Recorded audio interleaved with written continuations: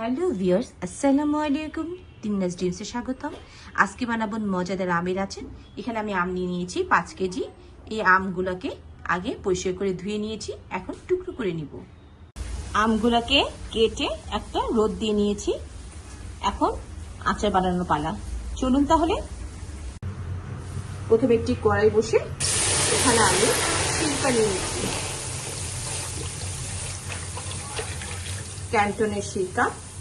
ক্যান্টনের সিরকা নিয়ে নিলাম, যেটাকে ক্যান্টনের ভিনেগার। এই ভিনেগারটা সবচেয়ে বেশি ভালো। 1 বোতল ভিনেগার নিয়ে নিলাম। আমগুলি দিয়ে এখন সিরকার সাথে একটু নেড়ে দিচ্ছি।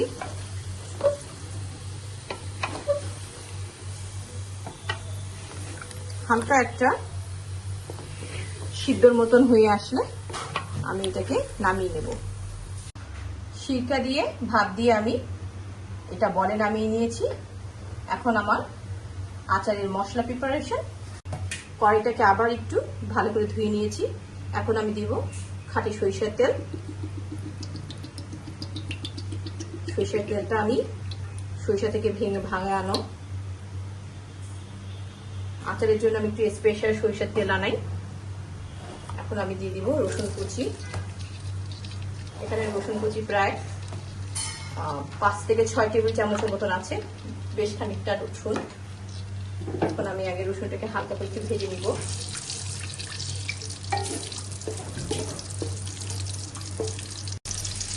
এখানে আমি খানিকটা রসুন বাটাও দিব, কারণ আচারের মধ্যে রসুন বাটাটা, রসুন কাটা যত থাকবে আচারটা নষ্ট হবে না।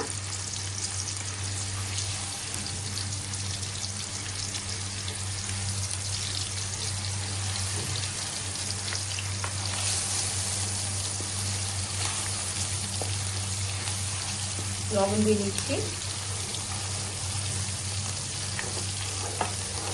সরষের তেলে একটু লবণ দিলে সরষেটা ফুলে আপনার এটা কড়াই ফুলে উঠবে না, এর জন্য আমি একটু লবণ দিয়ে দিচ্ছি। মশলার জন্য আমার যা যা লাগছে: হলুদ গুঁড়া, কাশ্মীরি মরিচ গুঁড়ো, বিট লবণ গুঁড়ো, এখানে আছে ছোট ধইনা বড় ধইনা মিক্সড, এখানে আছে শুকনো মরিচ টালা গুঁড়ো করা, এবার এখানে আছে ধইনা গুঁড়ো, ছোট ধইনা, বড় ধইনা এবং পাঁচফোড়ন, এবং সাথে আছে পাঁচফোড়ন গুঁড়ো। মশলাটা আমার হালকা ভাজা হয়ে গেছে। এখন আমি আমগুলো ঢেলে নিব। আচারের জন্য আমি স্পেশাল আখের গুড় কিনে আনি। এখন আমি আখের গুড় দিচ্ছি। এখানে আমার আখের গুড় লাগবে প্রায় 2 কেজির মতন, এবং চিনি লাগবে প্রায় 2 কেজির মতন।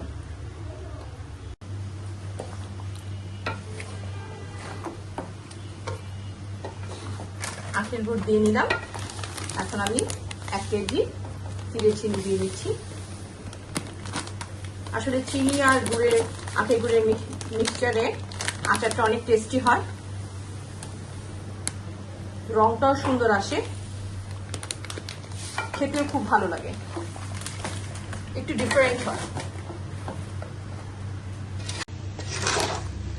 গুড়টি দেওয়ার সাথে সাথে চিনি দেওয়ার একটু নাড়াচাড়া করে এখন আমি দিব মশলা। এখানে আমি মশলা দিচ্ছি হলুদ, কারণ আমি এখনো হলুদ কোনো মশলাই অ্যাড করিনি। আমি যে রোদে দিয়েছি শুধু কেটে, আমি কোনো হলুদ দিইনি, এর জন্য হলুদ দিয়ে দিলাম 2 চামচ। কাশ্মীরি মরিচ গুঁড়ো দিয়ে নিলাম 2 চা চামচ। পাঁচফোড়ন দিয়ে নিচ্ছি 2 চামচ। এখন আমি পাঁচফোড়ন দিচ্ছি 2 চামচ। নামানোর আগে আরো 3 থেকে 4 চামচ দিয়ে নিতে হবে। ছোট ধইনা বড় ধইনা গুঁড়ো দিয়ে নিলাম 2 চামচ, এবং শুকনো মরিচ গুঁড়ো দিয়ে দিলাম 1 চা চামচ। এখন আমি মশলাটার সাথে ভালো করে আমটাকে ভালো করে মিশাতে হবে, যতক্ষণে আমটা হালকা গলে গলে যাবে এবং সবকিছু মিলে যাবে, ততক্ষণ পর্যন্তই নাড়তেই হবে। নাড়া ছাড়া যাবে না। যদি নাড়া বন্ধ করে দেওয়া হয় তাহলে লেগে যাবে, কারণ নিচে আমার মশলা আছে। আমার আমের আচার প্রায় হয়ে আসতেছে। এখন আমি একটু বিট লবণ দিয়ে নিব। এখানে আমি 2 টেবিল চামচ বিট লবণ দিয়ে দিলাম। এখন এটাকে আরেকটু নাড়া দেব। এখনো আরো 15 থেকে 20 মিনিট নাড়তেই হবে। অপেক্ষা পালা চলছে।